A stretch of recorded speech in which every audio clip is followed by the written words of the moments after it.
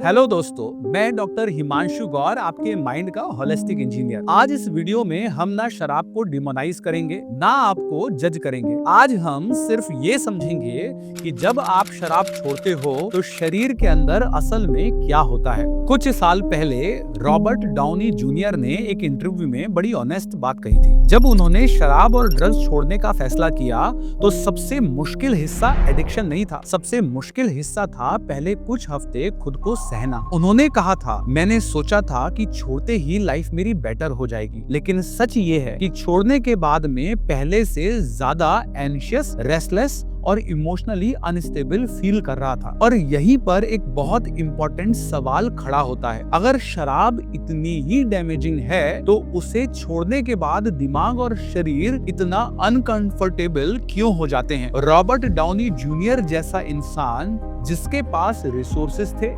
Doctors थे, support था, फिर भी उनका शरीर रजिस्ट कर रहा था। तो सोचिए, जब कोई आम इंसान शराब छोड़ता है तो उसके बॉडी के अंदर क्या चलता होगा। और यहीं से हमें एक अनकंफर्टेबल सच एक्सेप्ट करना पड़ेगा। सबसे अजीब बात ये नहीं है कि शराब शरीर को खराब करती है, सबसे अजीब बात यह है कि जब आप शराब छोड़ते हो तो शरीर खुद को ही पहले से और ज्यादा खराब महसूस कराने लगता है। और यहीं पर ज्यादातर लोग हार मान लेते हैं, क्योंकि कोई आपको पहले से नहीं बताता कि शराब छोड़ने का मतलब इंस्टेंट रिलीफ नहीं होता। कभी कभी इसका मतलब होता है बेचैनी, घबराहट, नींद का टूटना, मूड स्विंग्स का होना और एक अजीब सा डर कि कहीं मैंने गलत फैसला तो नहीं ले लिया। अब जरा खुद से एक सवाल पूछिए, अगर शराब वाकई इतनी ही जहरीली है तो उसे छोड़ते ही दिमाग और शरीर इतना रजिस्ट क्यों करने लगता है। दूसरा सवाल और भी अनकंफर्टेबल है, क्या ये डिस्कम्फर्ट इस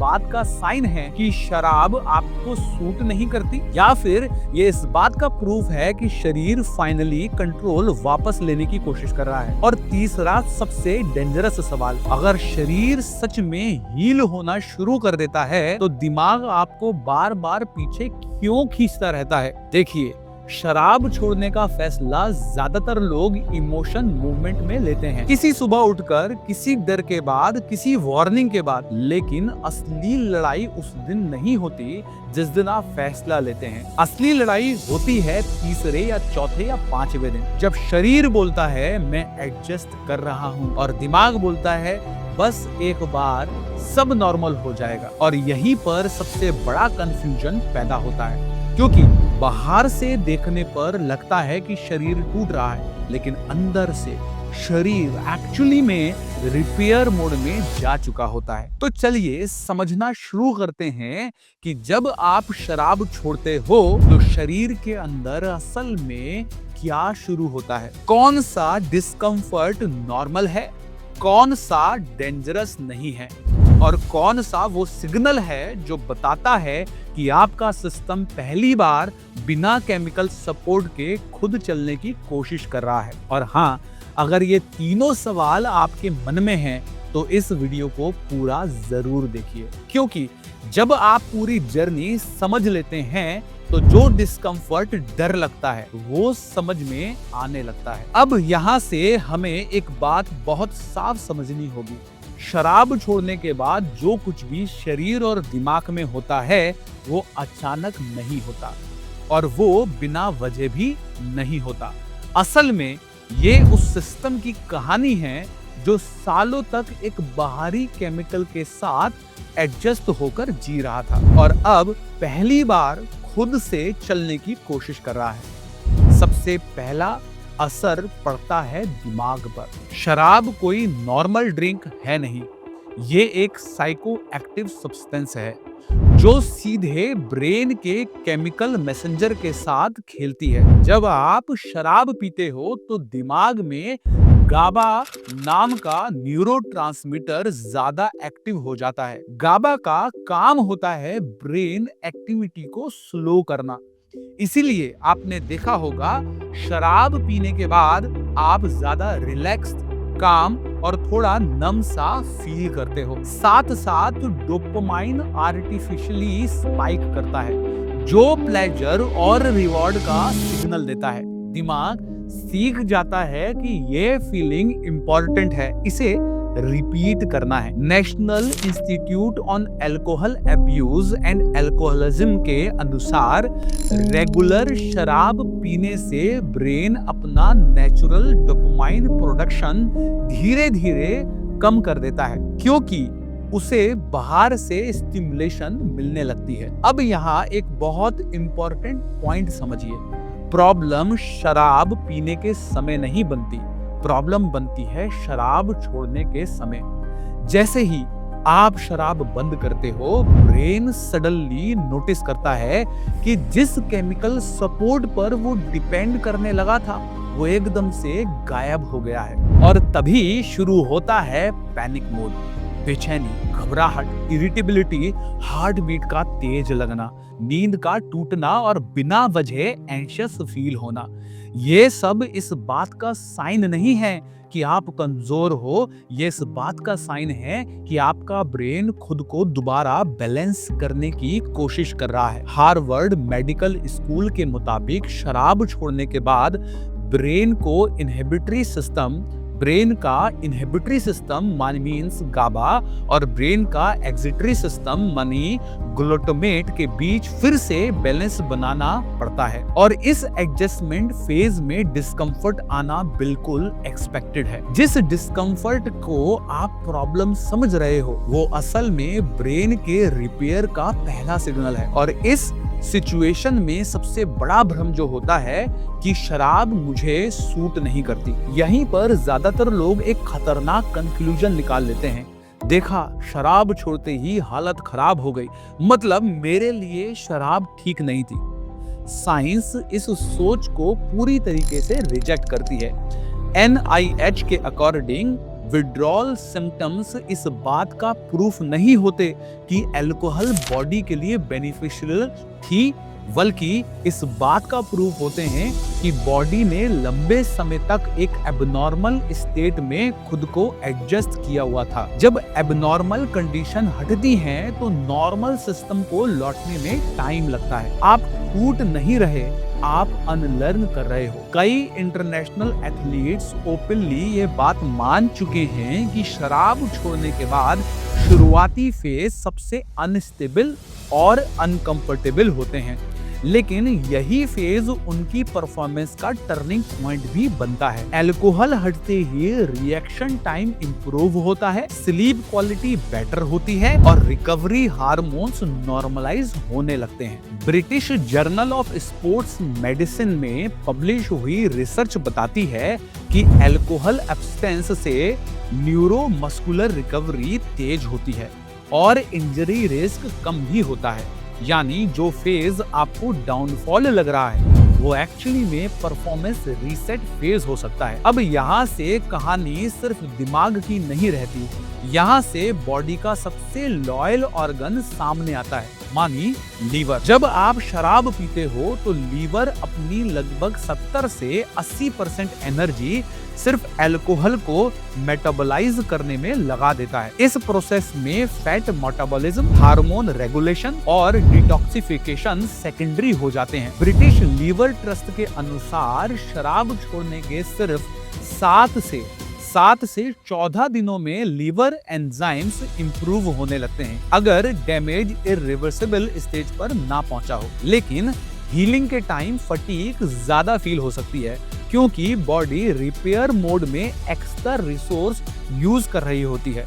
यहीं पर न्यूट्रिशन सपोर्ट इंपॉर्टेंट हो जाता है। सीबकथॉर्न जैसे नेचुरल सोर्स में पाया जाने वाला ओमेगा 7 फैटी एसिड्स और एंटीऑक्सीडेंट सेलुलर रिपेयर और इन्फ्लेमेशन कंट्रोल में मदद करते हैं। ये कोई मिरेकल नहीं है, ये बॉडी के हीलिंग प्रोसेस को सपोर्ट करता है। हीलिंग के टाइम शरीर आराम नहीं मांगता, वो सही सपोर्ट मांगता है। और अब हम समझते हैं कि इस दौरान मूड क्यों बिगड़ते हैं और नींद क्यों डिस्टर्ब होती है। अल्कोहल गट लाइनिंग को डैमेज करता है, जिससे इन्फ्लेमेशन बढ़ता है और गट ब्रेन एक्सेस डिस्टर्ब हो जाता है। NIH की स्टडीज बताती हैं कि अल्कोहल एब्स्टेंस के बाद गट माइक्रोबायोम धीरे धीरे रिस्टोर होता है। जिससे डायरेक्ट असर मूड, क्लैरिटी और एंजाइटी लेवल पर पड़ता है। इसीलिए बहुत से लोग कहते हैं शराब छोड़ने के बाद दिमाग साफ लग रहा है। ये इमेजिनेशन नहीं है, ये बायोलॉजी है। अब नींद की डिस्टरबेंस का कारण समझते हैं। अल्कोहल नींद लाता जरूर है, लेकिन RAM means rapid eye movement sleep को सरप्रेस करता है, जो इमोशनल रेगुलेशन और मेमोरी के लिए जरूरी होते हैं। स्टैनफोर्ड स्लीप रिसर्च सेंटर के अनुसार शराब छोड़ने के बाद शुरुआती दिनों में नींद खराब हो सकती है, लेकिन कुछ हफ्तों के बाद रैम स्लीप नॉर्मलाइज होती है और रियल रिकवरी शुरू होती है। अगर शराब छोड़ने के बाद आप बेचैन फील कर रहे हो, आपको लग रहा है कि दिमाग कंट्रोल में नहीं है, तो एक बात याद रखिए, आप बिगड़ नहीं रहे, आप रीसेट हो रहे हो। और रीसेट कई बार कभी कभी कंफर्टेबल नहीं होता। पर यहाँ अब एक और सवाल खड़ा होता है, अगर शरीर हील कर रहा है तो इमोशंस इतने अनस्टेबल क्यों है? क्रेविंग क्यों आती है और दिमाग बार बार पीछे क्यों खींचता है? जहाँ ज्यादातर लोग या तो पूरी तरीके से फ्री हो जाते हैं या फिर पुराने लूप में वापस चले जाते हैं। अब यहाँ से कहानी शरीर से निकलकर सीधे दिमाग में इमोशनल सिस्टम में प्रवेश करती है। अब तक आपने समझ लिया कि शरीर रिपेयर मोड में है, लेकिन अब सवाल ये है कि अगर बॉडी हील कर रही है तो इमोशंस इतने अनस्टेबल क्यों हो जाते हैं? गुस्सा जल्दी क्यों आता है? छोटी छोटी बातों पर इरिटेशन क्यों होती है? और कभी कभी बिना वजह उदासी या एंजाइटी क्यों घेर लेती है? इसका जवाब लीवर या गट में नहीं है, इसका जवाब छुपा है ब्रेन के इमोशनल सर्किट में। जब कोई इंसान लंबे समय तक शराब पीता है तो उसका दिमाग प्लेजर और पेन को प्रोसेस करने के तरीका बदल लेता है। अल्कोहल बार बार डोपामाइन को आर्टिफिशियली स्पाइक करता है, जिससे ब्रेन का रिवॉर्ड सिस्टम लेजी हो जाता है। सिंपल शब्दों में समझिए, ब्रेन सीख लेता है कि खुशी चाहिए, आराम चाहिए, स्ट्रेस कम करना है तो केमिकल बाहर से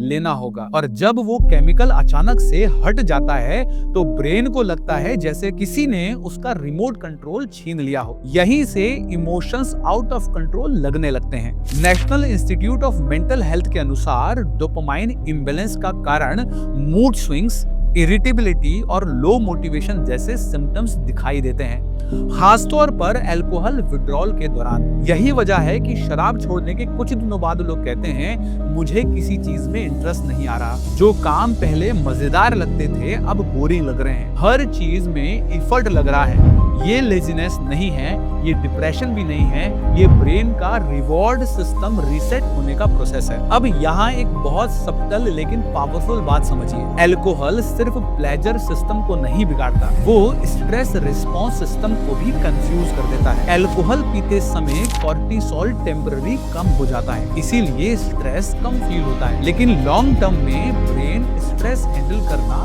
भूल जाता है। जब आप शराब छोड़ते हो तो कॉर्टिसोल रिबाउंड करता है, इसीलिए एंजाइटी, रेस्टलेसनेस और ओवरथिंकिंग बढ़ जाती है। अमेरिकन साइकोलॉजिकल एसोसिएशन के आर्टिकल बताते हैं कि अल्कोहल विड्रॉल के दौरान स्ट्रेस हार्मोन टेम्पररी स्पाइक करते हैं, जिससे इमोशनल रेगुलेशन डिस्टर्ब होता है। और यहीं पर सबसे डेंजरस मिसअंडरस्टैंडिंग पैदा होती है। लोग सोचते हैं शराब छोड़ने के बाद मैं इमोशनली वीक हो गया हूँ, लेकिन सच ये है कि शराब छोड़ने के बाद आप इमोशनली रॉ हो जाते हो। रॉ का मतलब वीक नहीं होता, रॉ का मतलब होता है बिना नम हुए महसूस करना। अल्कोहल इमोशंस को दबा देता है, वो सैडनेस को भी दबाता है, वो फ्रस्ट्रेशन को भी दबाता है, वो गिल्ट को भी दबाता है। जब शराब हटती है तो इमोशंस सरफेस पर आने लगते हैं। इसीलिए कई लोग कहते हैं मुझे पुरानी बातें याद आने लगी, पास्ट रिग्रेट्स डिस्टर्ब करने लगते हैं, मन भारी सा रहने लगता है। ये रिलैप्स का साइन नहीं है, ये सरप्रेस्ड इमोशंस का बाहर आना है। हार्वर्ड हेल्थ पब्लिशिंग के अनुसार सब्सटेंस यूज इमोशन को सरप्रेस करता है और एब्सटेंस के दौरान सरप्रेस्ड इमोशंस मेमोरी सरफेस पर आ सकती हैं। अब क्रेविंग की बात करते हैं, क्योंकि यही वो पॉइंट है जहां ज्यादातर लोग टूट जाते हैं। क्रेविंग का मतलब ये नहीं होता कि शरीर को शराब की जरूरत है। क्रेविंग का मतलब होता है कि ब्रेन को पुराने शॉर्टकट्स की याद आ रही है। जब भी स्ट्रेस आता है, ब्रेन पूछता है पहले इस सिचुएशन में क्या किया जाता था, और जवाब होता है जी शराब पी जाती थी। क्रेविंग दरअसल हैबिट मेमोरी का सिग्नल है, ना कि बॉडी की डिमांड। ड्यूक यूनिवर्सिटी के हैबिट रिसर्च के मुताबिक हैबिट्स बेसल गैंग्लिया में स्टोर होती है और ट्रिगर मिलने पर ऑटोमेटिकली एक्टिव हो जाती है, चाहे लॉजिकली वो हैबिट हार्मफुल की हो या फिर वो हैबिट ना हार्मफुल की हो। इसलिए क्रेविंग अचानक आती है और अचानक चली भी जाती है। प्रॉब्लम क्रेविंग को गलत मतलब देना है। और अब एक रियल लाइफ पैटर्न समझिए। कई सक्सेसफुल बिजनेसमैन और क्रिएटर्स ओपनली ये बात मान चुके हैं कि अल्कोहल छोड़ने के बाद पहले कुछ हफ्ते उनकी प्रोडक्टिविटी गिरी थी। उन्हें लगा शायद शराब क्रिएटिविटी फ्लो के लिए जरूरी थी, लेकिन कुछ महीने बाद सेम लोग ये कहते हैं कि फोकस डीप हो गया, डिसीजन मेकिंग बेटर हो गई और मेंटल क्लैरिटी स्टेबल हो गई, क्योंकि ब्रेन का executive control system finally chemical interference के बिना काम करना सीख गया है। न्यूरोसाइंस रिसर्च बताती है कि प्रोलैंग्ड एब्स्टेंस से प्रीफ्रंटल कॉर्टेक्स की फंक्शनिंग इंप्रूव होती है, जो प्लानिंग, सेल्फ कंट्रोल और लॉन्ग टर्म डिसीजन मेकिंग के लिए रिस्पॉन्सिबल होता है। यहीं पर एक इम्पोर्टेंट फर्क समझिए। शराब आपको काम नहीं बनाती है, शराब आपको स्लो बनाती थी। काम का मतलब होता है कंट्रोल के साथ क्लैरिटी, स्लो का मतलब होता है नमनेस के साथ एस्केप। जब नमनेस हटती है तो क्लैरिटी अनकंफर्टेबल लग सकती है। इस फेज में बॉडी और ब्रेन दोनों को सपोर्ट चाहिए होता है, प्रेशर नहीं। इसीलिए रिकवरी के टाइम न्यूट्रिशन, हाइड्रेशन और माइक्रो न्यूट्रिएंट्स का रोल बढ़ जाता है। ओमेगा फैटी एसिड्स, एंटीऑक्सीडेंट्स और गट सपोर्टिव कंपाउंड्स ब्रेन इन्फ्लेमेशन और ऑक्सीडेटिव स्ट्रेस को कम करने में मदद करते हैं। सीबक्थोन जैसे natural source omega 7 fatty acids और बायोएक्टिव कंपाउंड प्रोवाइड करते हैं, जो न्यूरल मेम्ब्रेन हेल्थ और इन्फ्लेमेशन कंट्रोल को सपोर्ट करते हैं। ये कोई शॉर्टकट नहीं है, ये बॉडी के नेचुरल रिपेयर प्रोसेस को फ्यूल देने जैसा है, जो इस फेज को थोड़ा और मैनेजेबल बना सकता है। अब स्लीप और इमोशन का कनेक्शन समझिए। अल्कोहल रैम स्लीप को सरप्रेस करता है और रैम स्लीप इमोशन प्रोसेसिंग के लिए सबसे जरूरी होती है। जब आप शराब छोड़ते हो तो पहले कुछ दिन स्लीप फ्रेगमेंट लगती है, लेकिन जैसे जैसे रैम स्लीप वापस आती है, इमोशंस मेमोरी प्रोसेस होना स्टार्ट होती है। स्टैनफोर्ड यूनिवर्सिटी के स्लीप स्टडीज बताती हैं कि proper REM sleep emotional stability और ट्रॉमा प्रोसेसिंग के लिए क्रिटिकल होती है। इसीलिए कई लोगों को शराब छोड़ने के बाद सपने ज्यादा याद रहने लगते हैं या नींद के बाद इमोशंस टेंस लगते हैं। ये डिस्टरबेंस नहीं है, ये इमोशनल डिटॉक्स है। अब यहीं पर एक रियलिटी चेक आता है। इस फेज में लोग दो कैटेगरी में डिवाइड हो जाते हैं। एक वो जो बोल देते हैं ये मेरे बस का नहीं और वापस पुराने लूप में चले जाते हैं, और दूसरे वो जो समझ जाते हैं कि ये डिस्कम्फर्ट टेम्पररी है और क्लैरिटी परमानेंट हो सकती है। डिफरेंस स्ट्रेंथ का नहीं होता, डिफरेंस अंडरस्टैंडिंग का होता है। जो समझ लेता है कि मेरा दिमाग मुझे धोखा नहीं दे रहा, वो एडजस्ट हो रहा है, वो आगे निकल जाता है, और जो ये समझ लेता है कि ये पेन परमानेंट है, वो पीछे लौट जाता है। अब नेचुरली एक लास्ट सवाल बचता है, अगर ये फेज क्रॉस हो जाए तो आगे क्या होता है? बॉडी कैसे स्टेबल होती है, ब्रेन का रिवॉर्ड सिस्टम कैसे रिसेट होता है, और वो कौन सा स्टेज है जहां अल्कोहल की मेमोरी भी फेड होने लगती है। अब हम बात करेंगे लॉन्ग टर्म रिकवरी की, आइडेंटिटी शिफ्ट की, और उस मोमेंट की जब इंसान कह पाता है अब शराब मेरी जिंदगी का रेफरेंस पॉइंट बिल्कुल भी नहीं रहा है। अब यहाँ से हम उस स्टेज में पहुँचेंगे जहाँ ज्यादातर लोग असली बदलाव को महसूस करना शुरू करते हैं, क्योंकि अगर आपने यहाँ तक खुद को संभाल लिया, इमोशंस के उस अनस्टेबल फेज को समझ लिया, तो अब शरीर और दिमाग दोनों एक नई लैंग्वेज बोलना शुरू करते हैं। इस फेज में सबसे पहले जो चीज बदलती है वो है आइडेंटिटी। शुरुआत में आप कहते हो मैं शराब छोड़ने की कोशिश कर रहा हूँ, लेकिन कुछ हफ्ते बाद बिना नोटिस किए ये लाइन बदलने लगती है और आप कहते हो मैं शराब नहीं पीता। और यही सब्टल शिफ्ट सबसे बड़ा टर्निंग पॉइंट होता है। न्यूरोसाइंस बताती है कि जब कोई हैबिट सिर्फ बिहेवियर पर नहीं बल्कि आइडेंटिटी लेवल पर शिफ्ट होती है तो रिलैप्स के चांसेस ड्रामेटिकली कम हो जाते हैं। James clear and Duke university के हैबिट रिसर्च के अनुसार identity based habit change brain के प्रीफ्रंटल कॉर्टेक्स और बेसल गैंग्लिया के बीच नए पाथवे बनाता है जो लॉन्ग टर्म बिहेवियर को स्टेबल करता है। यहीं से क्रेविंग का नेचर बदलने लगता है। क्रेविंग अब इमोशनल सुनामी नहीं रहती, वो सिर्फ एक थॉट बन जाती है जो आता है और बस चला जाता है, क्योंकि अब ब्रेन ने सीख लिया होता है कि स्ट्रेस का एक ही जवाब शराब नहीं है। और अब एक बहुत इंटरेस्टिंग बायोलॉजिकल चेंज होता है। लॉन्ग टर्म एब्सटेंस के साथ ब्रेन का डोपामाइन सिस्टम धीरे धीरे नॉर्मलाइज होने लगता है। छोटी छोटी चीजों से सेटिस्फेक्शन वापस आने लगती है। सुबह की क्लैरिटी,